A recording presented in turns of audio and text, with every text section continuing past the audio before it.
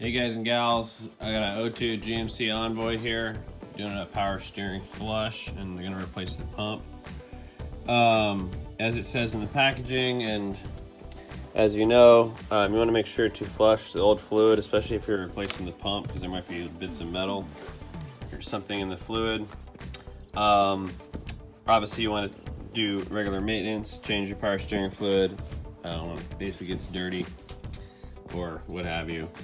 The fluid I had in it, I've already done. I started out just doing sucking out the reservoir, putting new fluid in, running it.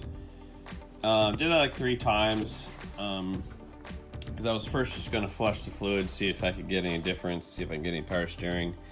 And on the ground at idle, this thing has no power steering. If you rev it up, it has power steering. So, given the fact this does not have any speed sensitive power steering, alteration type sensors and whatever, definitely just going to go ahead and condemn the pump. And what I'm going to do here, I've got the return line off of the bottom of the reservoir. I've got the bottom of the reservoir plugged, and I sucked out the old fluid, put fresh fluid in, and I'm going to start it up long enough for obviously the reservoir to get low. I'm going to try to time it. I might be able to get out here and pour it in, but I really want to, I wish I had a clear hose actually, that'd be the best.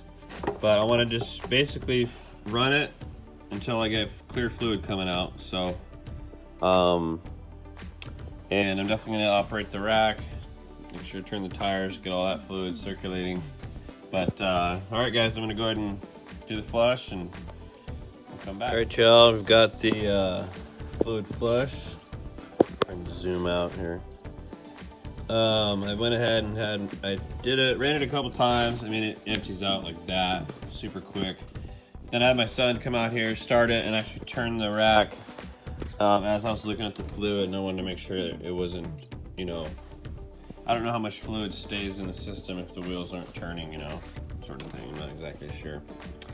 But it is all flush. So what we're gonna do is get rid of this contraption, and we're gonna remove the belts. We're gonna get to the bolts that are basically right through the front of that pulley there. Obviously we're going to take this off and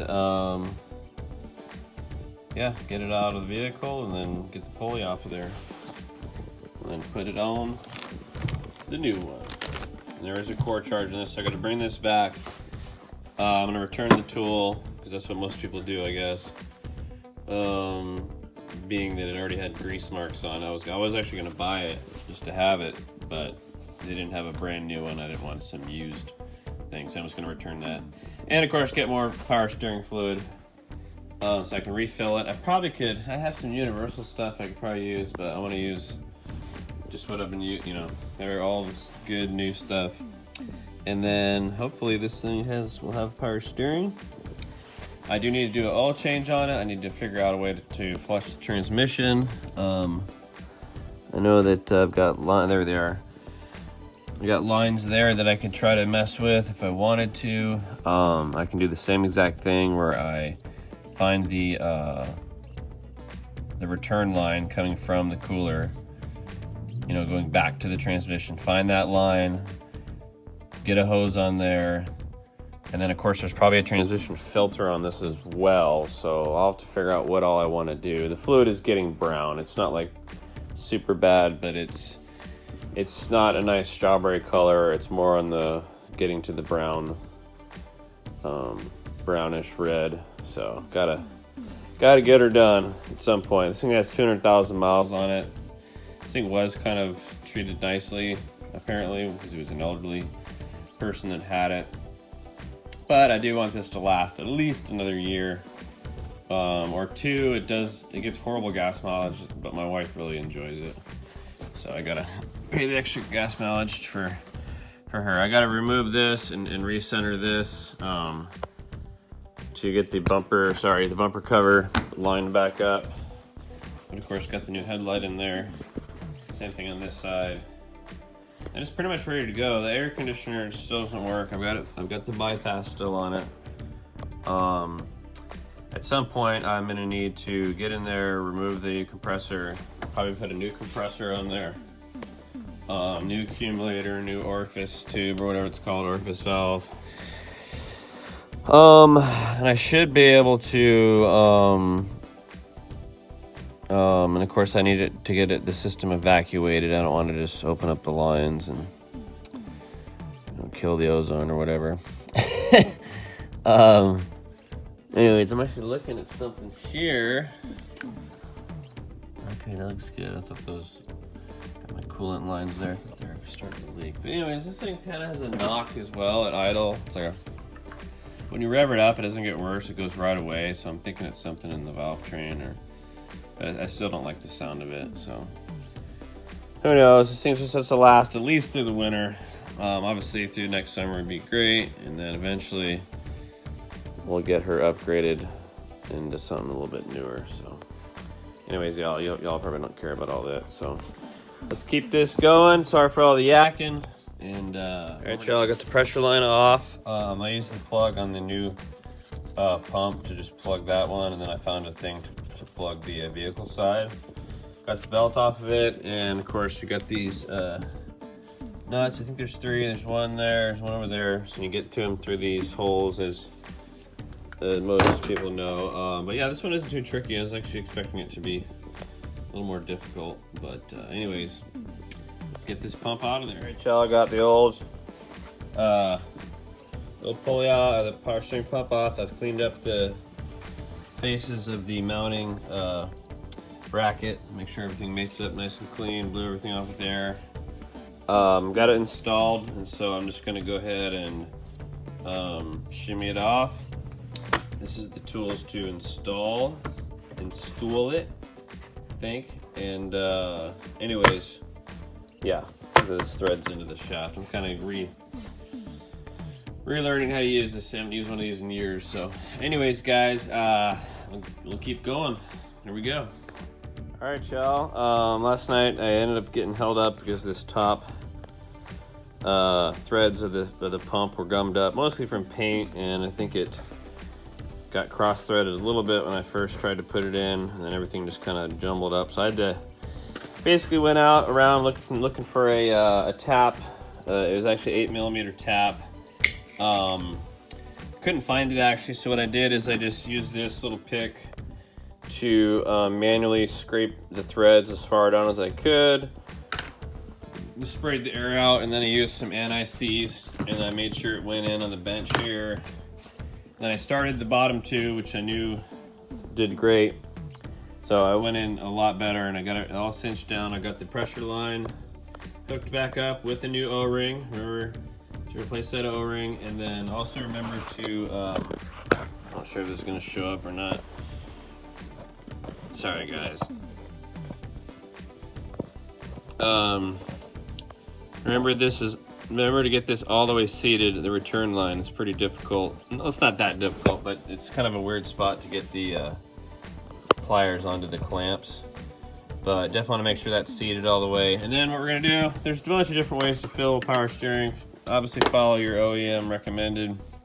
The instructions that came with this thing are ridiculous, talking about vacuum pumps and all this different stuff. Some vehicles you have to be really careful. On this one, what I'm going to do is I'm going to go ahead and add fluid and just let it sit for a little bit. What we used to do is with the vehicle off, turn the tires left to right. This instructions actually say not to do that. I don't know. We've had decent luck. The point is that before you start the vehicle, try to get as much air out as you can. And so that's the idea with that, because once this starts spinning, not only do you have air in the system, but you're introducing more air into the system because it cavitates, and you know anyways, the fluid just isn't flowing. So anyways, we're gonna get her filled up and get the belt back on. Need to do that still, and then we're slowly gonna get this thing buttoned up. I'm gonna do an oil change. I did get oil filter for it. I like Wicks. They tend to be the best filters. But you know, there's other brands that are great too. So yeah, guys, and I do need to change this transmission fluid. Let's take a look at it here and see if I can, whoops, make sure I don't break my thing here. All right, so let's take a look. This light's probably a little bit too bright. All right, so you get a good idea. It obviously is, it's a little bit hard to tell. Anyways, guys, let me take a look at it. To the naked eye, there's a hint of red. No, I didn't know where it went. Sorry, guys. You guys are like, this YouTube video sucks. It looks darker on the stick than it is in real life, but it's got a hint of red still, but it's getting dark. And as you can see in the camera, it looks terrible, actually. Looks like rainwater. But it smells okay. It doesn't smell burnt. It's just getting dirty. Not dirty. I mean, what it is. You know, there's stuff in there, mostly just burnt up. I don't know the mechanics of it. It used to say dirty in the, oh, your fluid's dirty. We need to change it. It's like, really? It's dirty? Was there dirt in it? Anyways, so just going on. Another thing to be careful with doing this job. Obviously, this is late in the process, but trying to get this washer tank out. There's two lines up here, so you don't have to screw with trying to do all these. But then this one was actually pretty tricky to get off. That was the one I was just showing. Like, honestly, I think it's one of those ones where you just kind of shift it forward or side to side, because it does move. So I think it's this one right here. Anyway, glad it came off. I'm glad I didn't break it. Over there. All right, y'all, we've got. I found that going left to right with the engine off. And by the way, I do have the wheels off the ground. These are on jacks. That's very important. Went back, lock to lock, probably 10, 12, 15 times, and I kept hearing some burping, etc. out of here, and the level was going down. I felt like I got all the air out, topped it off, started up, and it whined for like a half second, and then boom, we're good to go. Let's zoom in on the fluid here.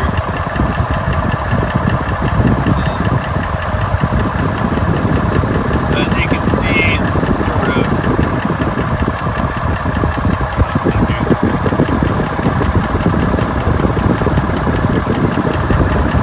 basically see, you can see through to the bottom of the reservoir. So sorry guys, it's terrible. See that plastic right there? Anyway, signs of a good flash, you can actually see the bottom of the reservoir. Excuse the terrible, beyond terrible filming, guys. I'm so sorry. But comment if you have any questions. I'm always open to chatting. And I was looking at this headlight here. This is the old one. This is the new one. It looks so sharp. I almost want to buy another one just to freshen this side up. But one thing at a time. And I have another important thing. I've started up and I haven't turned these at all. I'm warming it up. I figure that's another way to kind of let the thermal dynamics work, and then I'm going to turn it as it gets warmed up here. But and you hear that little knocky knock there? That's what I kind of worry about, but again, it doesn't get louder on throttle, it just goes away. So I'm hoping it's something. Over and out. Last into your garage. Oh, I gotta get the good headlight. Over and out. This is a thumbnail maybe, guys. Over and out, last into your garage. Alright, y'all, I got her back on the ground. And she is turning real good. I'm doing this with one hand. You can see it in the mirror, actually. And thank God that this is what it was. I was thinking it was the rack. It was kind of shimmying a little bit as I was turning it that way. But just getting the final air out of the system. I ran it for a while up on the jacks. Put the cap on. This isn't a 100% vacuum seal, but I do wanted to kind of leave it off for a while, let all the air bubbles. And what you want to do is just drive it, of course. Try to go, use the steering, and just over time, all those air bubbles should work out. Different vehicles provide different challenges And so sometimes you have to be very careful how to do this sort of thing. But anyways, guys, things are looking good. I'll probably film again once I get the washer fluid thing installed. I do have to do my oil change. I need to check all the gearboxes, check the tire pressure. I am going to get probably some studded tires for my sweet wife to have instead of these just regular mud and snow. You know, look at the brakes and stuff, make sure everything's kosher, give it a good wash, clean it out, get it ready, put some winter gear in there. And we are ready to rock and roll in this 02 Envoy. Hottest fitting pump. Yeah? Over and out.